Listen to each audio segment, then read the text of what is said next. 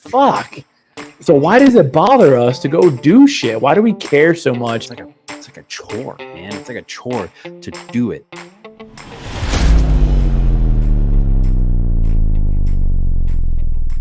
What is going on, everybody? Nice to see you guys back again.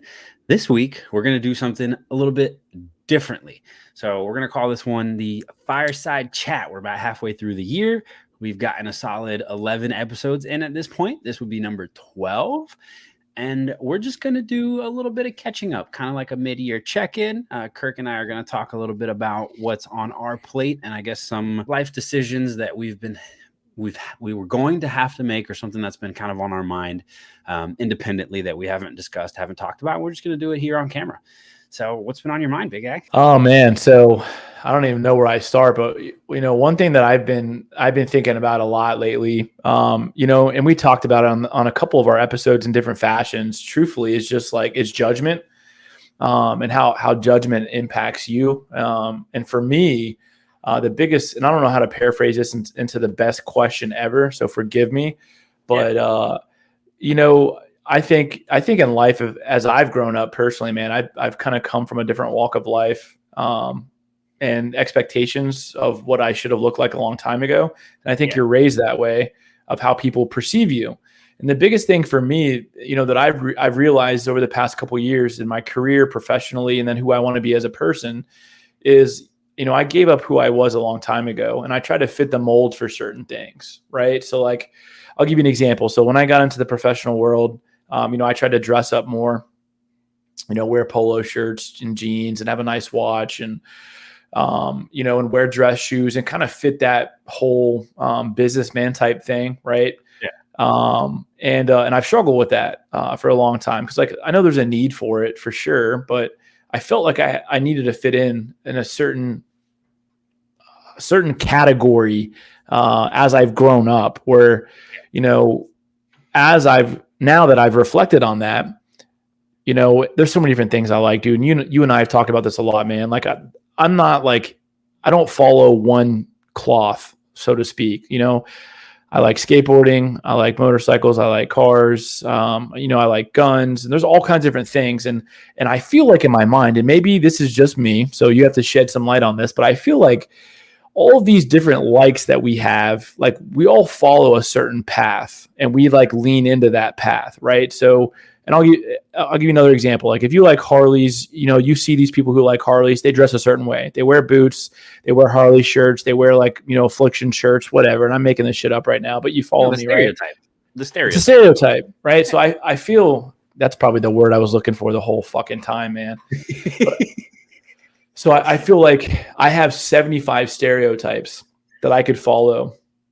And some days I want to look like this, and some days I want to look like that. And for some reason, that's bothered me a lot, man. And I don't know why. And it goes back to that quote that we discussed on a couple episodes where, like, we're always thinking about what other people are thinking about us, and they're always thinking the same exact fucking thing. So really, nobody's really paying attention to you, right? But for some reason, I felt like I had to fall into a certain stereotype. And I don't feel like that anymore, but I'm trying to undo all that mental mindset of like, hey man, I can still be successful and go wear a pair of fucking chinos, a pair of dirty Vans and a t-shirt.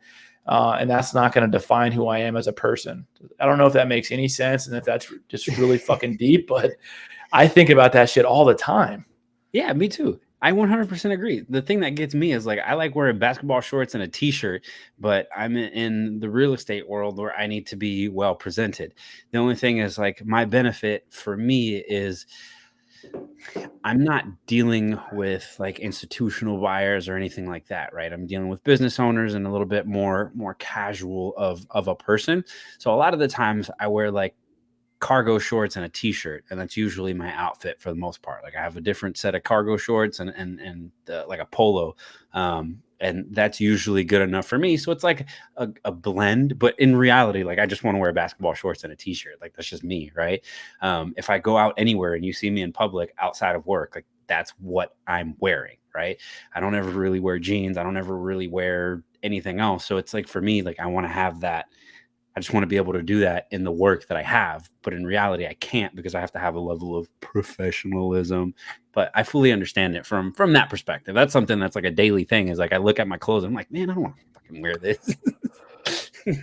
You know what, and I realize that I think this has become more of a topic in my brain only because, like, I think as times have changed, millionaires have changed, right? And even if you back out some of the, the athletes and social media stars, like in general, millionaires they've changed. Like back in the day, you wore an Armani suit or you wore something nice, right? And you wore a certain style of clothing. And I watch how that style of clothing or that brand dictates how people think you are, right? And a weird example, like I wore a Tommy Hilfiger sweatshirt a couple weeks ago, just a plain black Tommy Hilfiger sweatshirt, right? It's like $35 at Kohl's. And somebody looked at me and was like, man, it must be nice, balling out in Tommy Hilfiger. And I'm like, number one, this was $35. So it's probably cheaper than your Under Armour pullover. And number two, like, it doesn't matter. Like, why would you assume that, right? And that also comes up with some people look rich and they're not really rich, and then vice versa. So like that just got me thinking on a whole nother level, man. Like I just want to be who I want to be whenever I want to be it without having to follow any sort of stereotype, right? And that's a Kirk problem for sure. That's me falling under years of conditioning and media who has pushed that, right? Ads that have pushed high-end stuff, luxury items, shit like that. But when you really think about it, it's like, man, there's a sense of freedom. Like when you find success professionally and financially, and you go walk out and you just wear a Vans t-shirt, some chinos, and a pair of dirty Converse or dirty Vans, like there's a sense of freedom that says, motherfucker, when you look like me, at least, they think that that you could think that I'm nothing, or I'm just, working at fucking McDonald's part-time. Right. And I love that shit now. But for a long time, dude, it rented a lot of space in my brain, man. No, I get it. I 100% get it. Because like you were mentioning before, is like everything kind of has a stereotype. And it's funny because stereotypes are stereotypes because they are true in a grand majority of the cases, right? That's why people judge you based on your stereotype, is because it's probably right. But when you go back and look at it, like I feel this way about, I guess, myself as an individual too, because like I work in the real estate world, I work in commercial real estate. So I'm dealing with property owners, developers, all this other stuff. But like on the weekend, I enjoy riding a motorcycle. And that's not a conversation that I have, right? This type of environment is, let's go out and have golf. Let's go out and like have a drink. Let's go out and do something kind of social in a more, I don't know, a more elegant environment for the most part. And 100%. that doesn't like correlate to let's go sweat and ride motorcycles and just go have like breakfast somewhere, right? So it's like it's a weird kind of juxtaposition because it lends itself to judgment. But one of the things that I've come to realize personally is everybody that has a expectation for a stereotype shines when they're not that stereotype, and it becomes a kind of source of light to a certain extent, as long as you're not like terrible at whatever it is that you're doing. So having that juxtaposition is very interesting to me because I understand that that's a shine point for certain individuals. It's like, oh, this is what I saw. This is what I expected. I didn't get that. So it does give you an opportunity to kind of shine, especially like for me, from a minority perspective, is like, hey, people have stereotypes about minorities. And if it's not that, like for me, the biggest thing that I get is, hey, I look like this. And then I start talking and I speak fluent English. I've been to school. Like I know English better than most people. And, that's one of those things that when people like, hey, you speak Spanish fluently, like they hear me talking Spanish and it's like, they don't see me first. And then they talk to me. It's like, wait a minute, that's not those, what the, huh? And then there's a lot of people from the backside of that is like, they hear me talking in English and then I all of a sudden start talking in Spanish. I'm like, wait a minute, what? That caught me off guard too, because like I speak good English, I speak Spanish well, like I speak both languages. So sometimes when somebody meets me in one environment and then I speak in the other environment, it kind of throws them off guard, and it happens in both ways. But there's a lot more to talk about with that, but it's just, it kind of is what it is, man. When you don't fit that stereotype, it kind of helps you stand out in a certain extent. That's a fair way to look at it. I wouldn't have, I don't know that I wouldn't say I haven't thought about it that way. And I wouldn't have, necessarily quantified it the way you did, but I think about that internally, like, hey, but I don't externally talk about that. And maybe that's just because I've never found somebody to look at it the same way like that you look at it. So totally agree. Did that at any given time, did that bother you? Oh, of course. Because here's the thing, right? There is that stereotype, but you're not that stereotype. That's the part where it's like you're having your hesitation is because of it actually is a stereotype. It is a Right. thing. And in most cases, that thing is accurate. It just so happens that for you, it's not. The thing that, I don't know, the confidence has to come from just fuck it, bro. It's not me.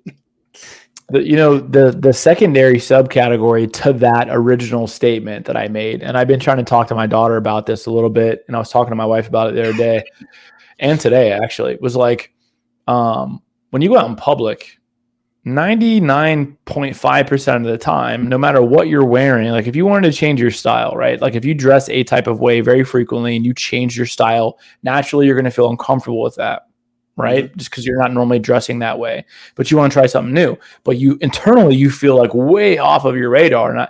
And I was talking to my wife about it. I was talking to my daughter about it. It was like, you realize when you go out in public, these people will never see you again. And not only that, they're not even paying attention. We're all in a simulation in our own head. We think all these things, but we're not talking to that person. We're not talking to the cashier 9 times out of 10. And truthfully, we're all scanning our own shit if we're in the grocery store nowadays, right? And even some restaurants, we're all ordering our own shit. So we're so far disconnected and we've so dehumanized the outside world. Why should that bother you anyways? Fuck, man, if you trip in midair, you're never going to see that person again. You're laughing and you feel terrible because you just tripped over nothing. But that person is they're never going to talk about you again. But in our heads, we think that you're going to go to the dinner table tonight and talk to your significant other and hey, honey, when I was in the store today, I saw somebody wearing the most god-awful t-shirt. Let me tell you about it. And that person's name was Kirk. You're like, no, they don't know any of that. Fuck. So why does it bother us to go do shit? Why do we care so much about what other people think when truthfully 90% of the people that we come in contact with, we don't even fucking know who they are and we'll never see them again?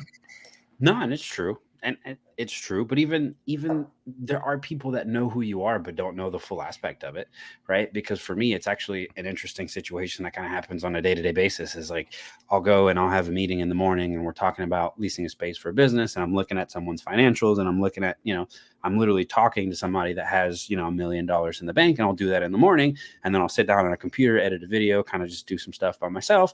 And then all of a sudden I go at the end of the day and I'm playing baseball. And, the guys that I play baseball with aren't in that same level of financial situation. So I'm dealing with a completely different tier of people kind of throughout the day. So the person that I am during the day is not the same person that I am when I go to the field. And those people will probably never see the other side of whatever that is. And it's just because of the environment that I kind of interact with each of them. So to me, it's not that I keep it separate. It is the same thing to me. If I go in the morning and someone starts talking to me about baseball, I'm going to talk to them about baseball the same way that I would talk to anybody else. But just given that environment, it doesn't lend itself to me to bring myself fully to that spot. Right. So that has an interesting little role in it too. No, I totally agree. And here's what I would say that I've been working on hardcore. This has been on my mind for the past few weeks. Right. And I've been writing it down. I've been trying to find articles around it and really just to reprogram my thought process around it. And for me, it's trying to make sure that we naturally always will either A, stereotype or B, judge, right? Whether the judgment is good, bad, or indifferent, we just judge. I'm trying to remove all that. Every piece, because there's a natural instinct where oh my God, that person was wearing a god awful t-shirt or something to that extent, or dude, that person's hair looks jacked the fuck up.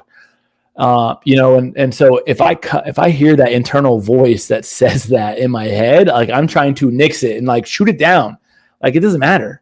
It's irrelevant. I really that dude could be a millionaire, living his best life, super fucking happy, or he could be super miserable, or, who knows what's going on in that person's world. Right. So making sure that doesn't come in and rent any thought in my brain, good, bad, or indifferent. It's been hardcore in my mind. A, and then B, like me going out in public and just trying to go back to who I was when I was a teenager, man. Like I've just jeans and a t-shirt, jeans and a pair of Vans, and whatever it was that like, that I've kind of sold away and locked up because I had to adult, so to speak. Like, oh, you can't wear that anymore.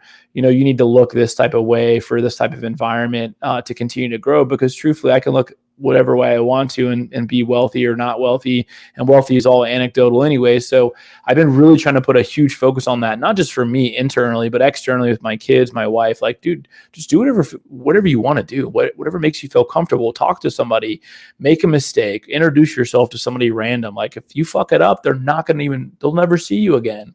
My kids are homeschooled. Like, if you want to go out and introduce yourself to somebody in a record store when we're looking at classic vinyls, then go introduce yourself. And if you fuck up, you'll probably never see him again.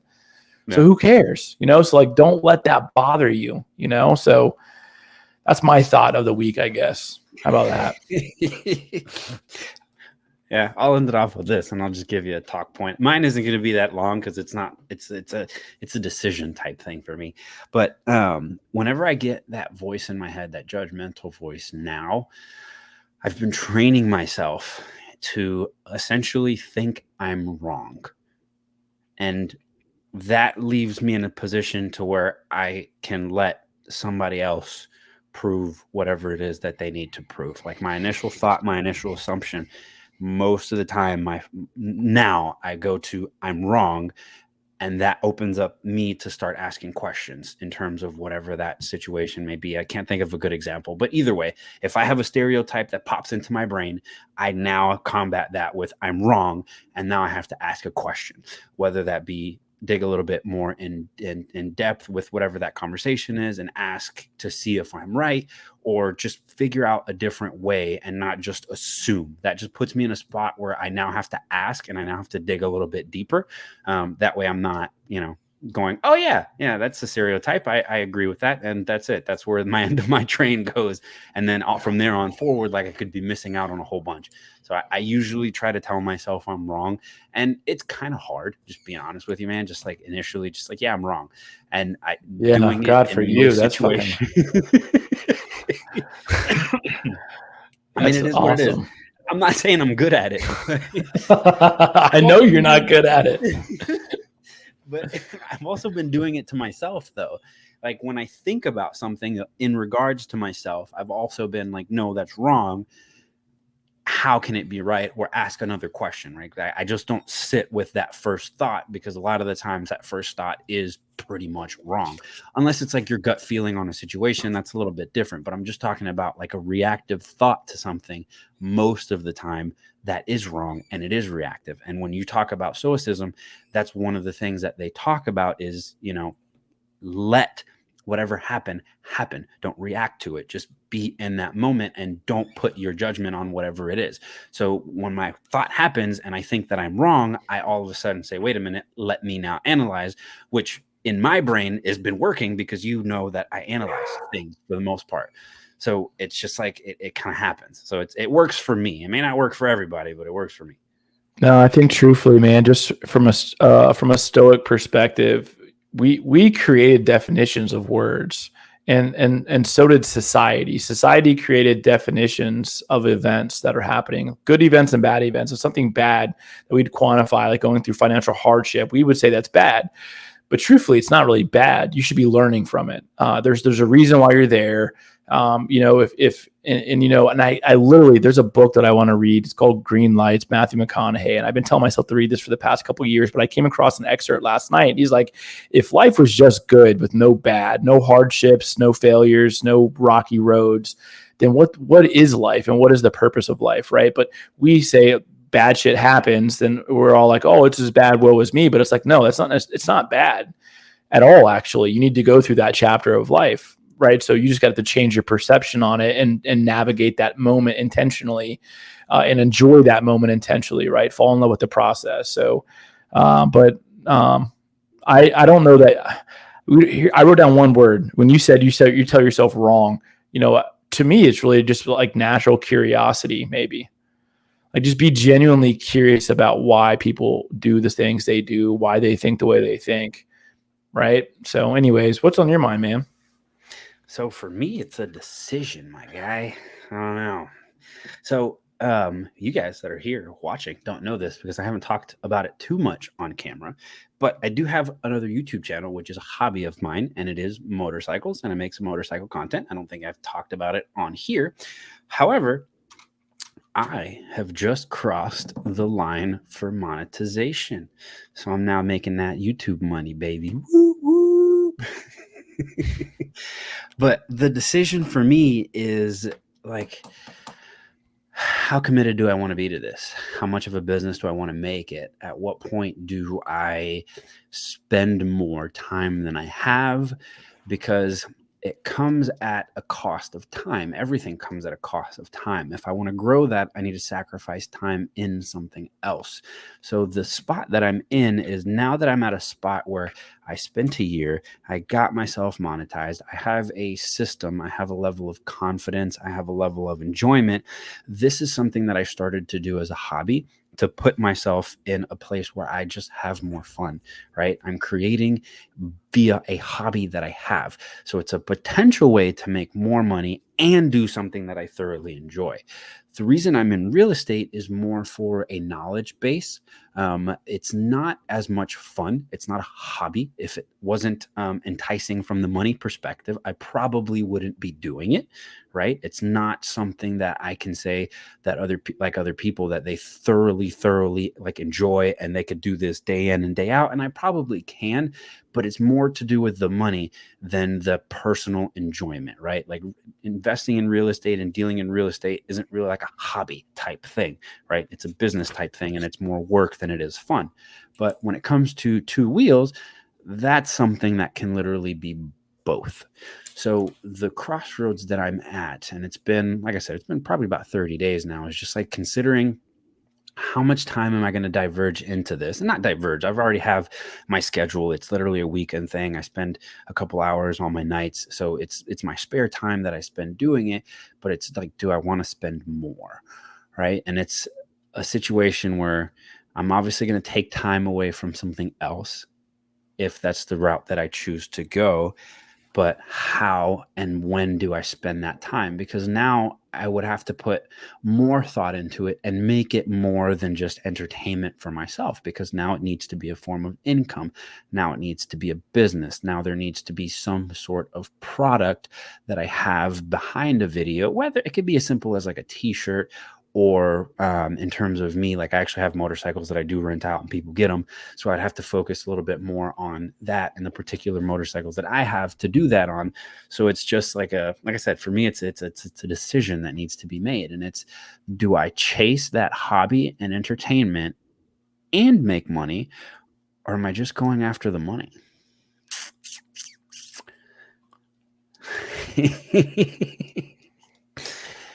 It was me, man. They always tell you, if you can find something that you love, that you're extremely passionate about, that you enjoy, and you can make money at the same time and do it. So the question I think you're directly asking, though, is altering your approach to make money. If you maintain your current approach right now to what you're doing without making any income, and you just happen to make income that is a decent amount, then just do it the same way you're doing it now. If you're trying to expedite growth and to make it a primary source of income and you have to change it, I think that's when you potentially lose the enjoyment out of it. And you may not. It's all, I mean, that's anecdotal, right? So just depends on what your end goal is specifically. I mean, and it does need to change. It does need to change, but it needs to change in a way that it needs to change anyways, right? Because it's at the point of if I'm chasing the growth, just like our conversations here, right? So if this as a podcast is going to grow, we have to figure out how we have our conversations, how our conversations flow, how does somebody look at it, what type of conversations we're having, what we're talking about, how we're saying it, is there an order, how do I pitch the videos, how do I edit it, how do I get a thumbnail, how do I get a title? All of those things are a part of it, and all of those things are a part of the growth, right? You cannot grow without change, period, right? And I'm looking to grow. The thing is the time and how I devote it, right? Am I devoting it to the growth of the hobby, or do I devote it to the growth of the money? the hobby can bring money to a lesser extent than just the money, right? So that's really the big trade-off. And I can keep it the same and the growth will be significantly limited, right? It's not that it's not going to grow, it's not that it's not going to change. I continue to learn more every single week. So therefore I can improve every single week. But the time that it takes to grow to the point of success in a shorter time frame is very different, right? Because I've grown in a year, right? I'm at that point and I haven't spent any more or less time. I've just gotten better, right? But how quickly do I want to get better? That's really the question, right? How much time do I want to spend on it? Is it something that I want to do 2 or 3 times a week? Is it something that I want to do 4 or 5 times a week? Because those are very different betters and very different time frames. And I don't control any of them. Like I don't know what that time frame is regardless. So for me, it's just a matter of like, you know, do I want to do it or do I not want to do it? Just depends, man. Just depends. I would disagree with the statement that you said that in comparison, like if you grew it for the money, you could scale much faster and make more money versus just doing it for the hobby and growing that regard. You don't know that. I'm sure there's a lot of people who are super passionate about whatever product they pushed, and they did it because they just believed in it, and then it scaled, you know, massively. I don't know that Jeff Bezos knew that he was going to be as big as what he was when he was in his garage. I don't know that, you know, I know Steve Jobs was pretty passionate about his product and that he had a pretty big scale what he was trying to accomplish. But there's some people, man, that I would think that they did it because they believed in it, they had fun doing it, and they wanted to crush it. But I don't think anybody would have thought Amazon had been as big as what it was. So if you chase the hobby and you grow for the hobby, you can still have fun. I guess my only fear would be for you going the exact opposite way, is that if you started to do it for the money, you wouldn't put as much of your heart into it unless you were making solid cash. Like, you know, if you were making, you know, thousands of dollars a week on it, then maybe you could push yourself into doing something that you didn't really like to do. But if you chase the hobby side of it and just try to grow it at an accelerated rate, I would be willing to bet that you'd still probably put out a good product that people would subscribe to, that you could make a lot of money at too, and you would actually enjoy it versus losing the joy of the process. I don't know. Sounds like you got a tough decision to make. So you understood it a little bit differently than I meant it. So when I said, do I chase the money, is do I chase the real estate, which is not the hobby? The hobby and the money come attached when I chase that, right? Those things are going to grow together. The hobby and the money is going to grow together. And then when I say just the money, I mean, you know, real estate. You're saying chasing the money as making it your primary income. Yeah, exactly. So like, do I continue to grow in the real estate income portion of it? Right. Then I would say, yes, you do. You fucking chase the money because you need to jump off in the deep end, which is essentially what you did originally when you left your prior company to go be a real estate agent. You took the deep end plunge, right? If you're in a position financially to do that, and even if you're not in there financially, but if you're 100% passionate and believe that you have a product that you can scale, then go fucking hustle it. That's the one thing that I don't know what I'd want to do. Like, I know that I want to do something, but I just don't have a desire for something right now other than what I'm doing. And so I come across that one thing that I'm just really fucking passionate about, man, because that's the way that you scale successfully. You know, statistically, a lot of people fail when they go entrepreneurship, right? And I think a lot of it is because they're not 100% passionate about what they're doing. And you're pretty passionate about motorcycles. You like the video content. You like what you're doing. Yeah, you go all in on something that you're super passionate about, man. Because at that point in time, you're gonna be highly disciplined and highly motivated. So I would absolutely say dive into that. I would plan it out, you know, strategically. You know, hey, I'm gonna dive in 6 months, work hardcore, double both income, so to speak, where you're working a lot of time into the motorcycle, a lot of time into the real estate, so you can plant your seeds properly and put yourself in a good position to make that decision. Then just jump into the deep end. Yeah, but I got to make it a business too. That's what I'm saying. Well, you go make it a business then, God damn it. That's what I have to figure out. So I have to actually sit here and spend that time. How do I make it a business? What portion of it? Right. You might be 6 months out, might be 12 months out, but start going that route now. Shit, let's face it. Longer than that, bro. What are you talking about? Oh, dude. No. It might be, but let's face it, the more you start getting into that, the more discipline you'll get around it and the more you'll get excited about it, the more you'll lose sleep about it. But the exact opposite is true. The more you get into that, the less you're going to be passionate about real estate or whatever job you have. You're going to start to be like, oh, fuck, I don't want to do this anymore. I don't want to wake up anymore to go do this. You want to wake up to go do that. You want to stay up late to go do that. So you'll lose that passion and that motivation to do one, and it's got to be translated to the other. Otherwise, you're going to be fucked in both sides. No, sir. See? Go do it then. I'd like it. So the whole goal for me literally like 3 years ago was to actually do more things that I enjoyed. We've spent that time, I say we, but I've spent that time at Advance, and I realized that that's not my enjoyment, right? Do I enjoy helping people? Yeah, of course, but not to the point where I want to deal with everything else, right? I want to make my own little bubble of influence. So that's where I'll spend the time.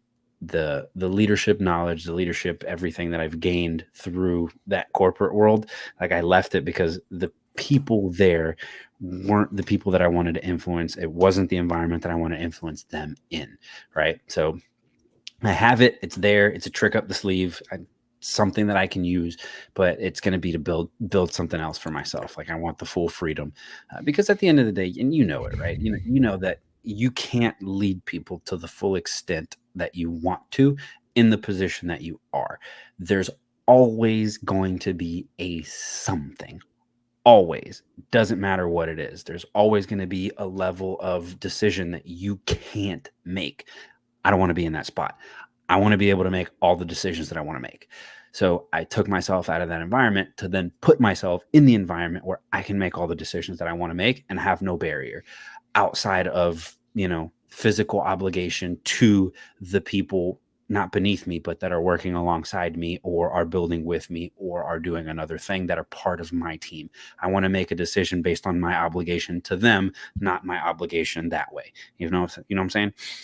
Yep. So 100%. That was part of the journey. And I just wanted to do it to a certain extent, having fun and doing something that I enjoy. So this is kind of that crossroad. Like, at what point do I make that commitment? It's just like, it's there. I proved it to myself. Like, it took me a year to get to the point where I'm like, all right, cool. I made $100. Cool. But now, does that become enough money for me to live? Right? Like, how long does that take? Do I make that decision? What is it going to take to get there? And it's not something that I'm not willing to do. I'm willing to do it anyways. Like, that's my intention, is to build something. It's just, what is that? How, and how do I I need to come up with a fucking game plan. Like, really, I just need to come up with a game plan. I was about to say, it's not what if, or, it's just a matter of when, not if. And the when it's all based on your timeline and your decision without any expectation of, hey, I need to do this in a year or 6 months or 18 months. So it'll happen. Now. You'll find it. Fucking now. We always say that, man. No, but I'm actually genuinely surprised. To be very honest with you, man, my goal was 100% this year to put out one video every single Sunday, and that was 52 weeks in a row. I didn't get to exactly 52. I didn't. But I didn't realize that those like 48 or 47 videos that I made was going to get me to the point where like I am now, right? The other day, I just looked back and I got like 500,000 views. Like 500,000 people like clicked on my shit and watched it. And I was like, wow, that's a fucking weird thing to just go back and look at. But it's fun. I've been having fun. I met cool people, interacted with some cool things, had some nice experiences, had some fun rides. Like, my enjoyment throughout the whole process has been awesome. Like, even sitting down and editing a video for like 8 hours is still something that most of the time, when it comes to something that's I don't want to do, like we were talking about just before, like you got to push yourself to do it. It takes me a while. I push myself to do it, and it takes me a while to lock on. When it comes to stuff for this, it doesn't take me a while. I'm like, man, never mind. Let's go. And then I do it and I lock on like instantly. Right. And I can sit here and like from I'll hold off and procrastinate and not edit to I'm sitting in front of the computer for 4 hours and now it's almost done. And that which just takes like a second, which is interesting because in most other things, it's like a chore, man. It's like a chore to do it. And this is one of those things where it's not necessarily that much of a chore. So it's like, I know the decision. It's just a matter of like sitting down and doing it. Let's go. I'm excited for you right now. Seriously. All right. That's on my mind. Good. Well, let's check back in and see where the fuck you're at in 2 weeks. How about that? We need to make a goal of how many videos we need to post. Should be 20. I think 20 is doable. I mean, We're at considering 12. timing doesn't matter, right? So I've done a bunch of research on YouTube, and I've done a bunch of research on just like how to get stuff to be successful. And the amount of videos that we put out doesn't necessarily matter. No, that's not. I'm not worried about like amount for other people. I just want to do it for us. I'm just trying to make goals for ourselves right now. You're in the gold mode. I want to be in the gold mode right now. God damn it. I mean, we already had one. It was every other week, right? Well, yeah, we're behind on that, but it's okay. I mean, not really. Not really. We're 24 weeks in. We've made 12 videos, so actually, we're pretty spot on. Actually, we caught up. Not really. Good. Okay. All right. Well, listen, I love you, man. It's all good, bro. I look forward to the answer to your decision here shortly. We can talk about it next time while we're figuring out the rest of our shit in life. How about that? I gotcha. And everybody else that's watching, let us know what you think. What do you think about this conversation? What do you think about the thoughts on kind of just how we've been feeling, judgment, the decision that I have to make? We'll try it again next time, see how we get see what kind of response we get. And, you know, there's shit that kind of just bothers us that we need to talk about. We're all humans. We all have our own stereotypes, and from what we talked about today, we don't all fit them. So it's nice to 100%. see that other people, you know, kind of feel the same way you do, especially from me being somebody that's like literally wakes up, goes into fitness, goes and does real estate stuff, goes and coaches little kids, and then like off to ride motorcycles. It's a fucking back and forth interesting day of stereotypes. Yeah, you're covering every social class possible in less than 24 hours. Yeah, I know.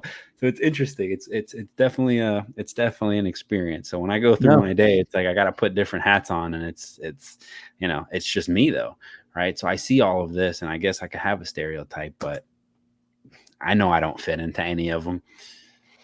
And that's the point.